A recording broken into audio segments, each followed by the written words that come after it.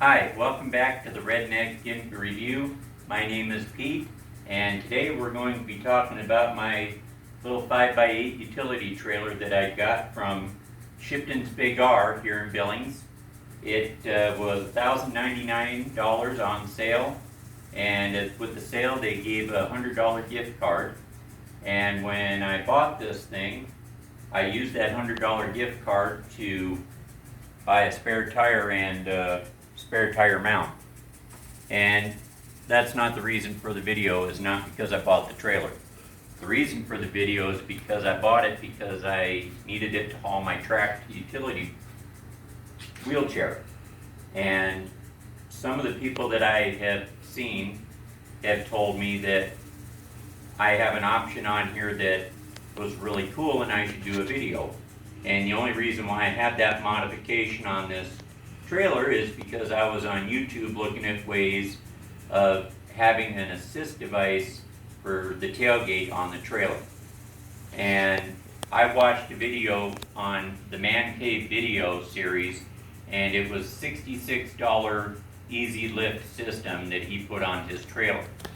Now the one that I did, it cost a little bit more than that, and I'm a bad accountant. I didn't keep track of what I spent, where I spent, but I do know I spent less than $100 to get this modification done.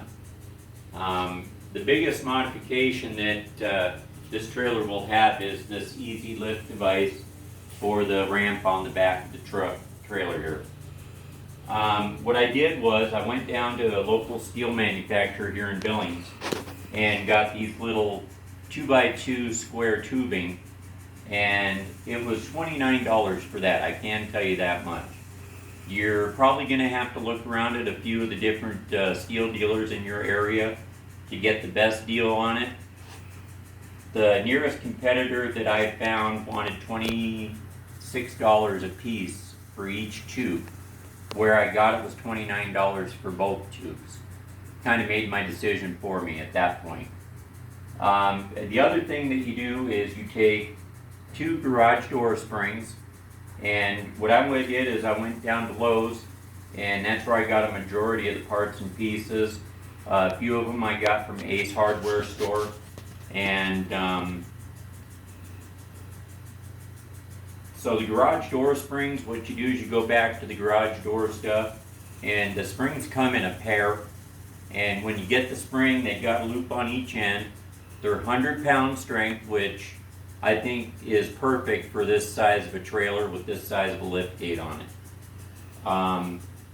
So what I did was I took a 3/8 bolt that was long enough to fit through the 2-inch tubing and the rail of my trailer here, and I anchored the front loop with that bolt to the front of this tube. I put a cap on the tube to keep grime and dirt and debris from getting in here and causing a bunch of binding and rusting and all that stuff people would have to worry about if it was an open end here. I didn't want the headache, so I did that. And then on this end, these garage door springs come with this fine steel cable here. And so what it does is it has a loop on one end, and then it's open on the other. So you have to go ahead and make a loop on this end in order to affix it to the lift gate. So then that loop that is already on there, I attach to the garage door spring inside of the tube here. And what you do is you give it a little bit of pull, about 3 inches, so that it gives a little bit of stretch on that spring. Because if you didn't do that, it wouldn't really work all that well. So then what I did here was I put a couple of rollers down in here to kind of protect the wire.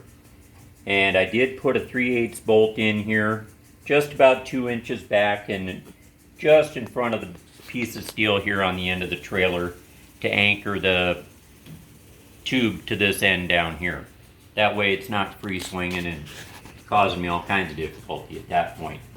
And then I put a 3/8 bolt up here, and what I did was I put a couple of lock nuts here with a lock washer to keep them from backing off, so that, and then I took a couple of more bolts, put them here, you tighten them together and then they're not going to move, so that the wire was almost in the center this beam here. That way it's not going to rub against this side or this side and cause issues with that part of it. And I did put a couple of big washers up here. And then you have to use these little bitty crimps here. I don't know the correct terminology for them. I apologize for that. And then this little ferrule thing here that holds the wire to keep it from sliding around. And you need to make sure you have some real small wrenches for these little clamps here, because I didn't have it and I had to borrow it from a friend of mine. I sent one on eBay and found those little wrenches. They're called timing wrenches, if I remember, or ignition wrenches. Excuse me, they're ignition wrenches from Craftsman. And I found them on eBay. They were not expensive.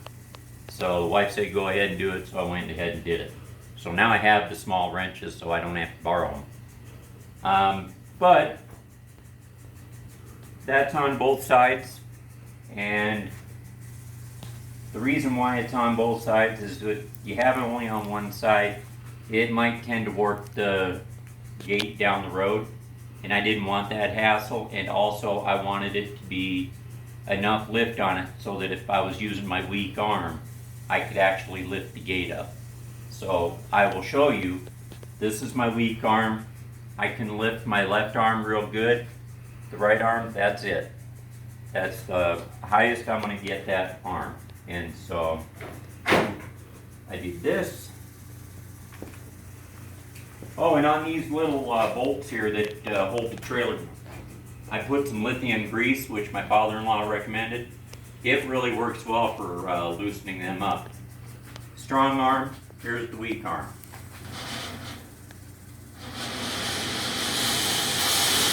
Down it goes. And here, watch this one. 2 fingers on my weak arm.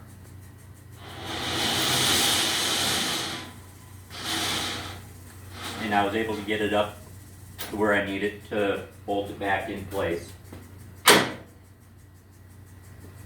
Now, the Man Cave video said that he did it for $66, and like I said, I did it for less than $100 because I had to get some other parts and pieces that he didn't have to get. And I will link his video on that on my description down below. And remember, if you like this video, like it and share it and subscribe to my channel for future videos on ways that can help you if you have physical challenges that you might need assistance with. This is one way I found where I can go and use my track chair if I don't have somebody with me to want to go fishing or something. I can take it, load it, and unload it all by myself, and I don't have to worry about someone having to lift my tailgate for me because I can do it now myself. So, like I said, I got to find ways to do things. And by improvising, adapting, and overcoming the challenges I face, I will always find a way. And one biggest thing that is not allowed in my household is can't. There's just, how can I find a way to do it? And that is why this channel is in existence. So I hope you like this video. And I know I get to rambling sometimes. I apologize for that, but my wife calls me a talker. So I appreciate you stopping by, and we'll catch you on the next video.